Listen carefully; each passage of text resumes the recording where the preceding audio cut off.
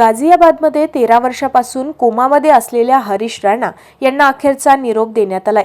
हरीश राणा आता दिल्लीमध्ये AIIM मध्ये पोहोचले आहेत। येथे त्यांच्या लाईफ सपोर्ट सिस्टीम काढल्या जाणार आहेत आणि त्यांना इच्छा मृत्यू दिली जाणार आहे। या देशात कोणीही हरीशला बरे करू शकले नाही। त्यांच्या आईवडिलांसाठी हा अत्यंत भावनिक क्षण होता, जेव्हा ते हरीशला शेवटचा निरोप देत होते। त्यांना माहित होते की हरीश आता कधीच उभे राहू शकणार नाहीत, तरीही त्यांनी 13 वर्षे त्यांना बेडवर सेवा दिली। कधी कधी जीवन इतकं कठीण होतं की श्वास घेणं ही वेदना बनतं। 13 वर्षे एका शरीरात अडकलेलं आयुष्य, बोलू शकत नाही, चालू शकत नाही, फक्त मशीनवर चाललेला श्वास। आज न्यायालयाने इच्छा मृत्यूला परवानगी दिली। हा फक्त एक कायद्याचा निर्णय नाही, हा एका माणसाचा अनंत वेदनांचा शेवट आहे। आपण रोज आयुष्याबद्दल तक्रार करतो, छोट्या छोट्या गोष्टींवर रागवतो, पण कुणीतरी असा असतो जो फक्त एका सामान्य श्वास घेण्यासाठीही वर्षानुवर्षे झुंज देत असतो।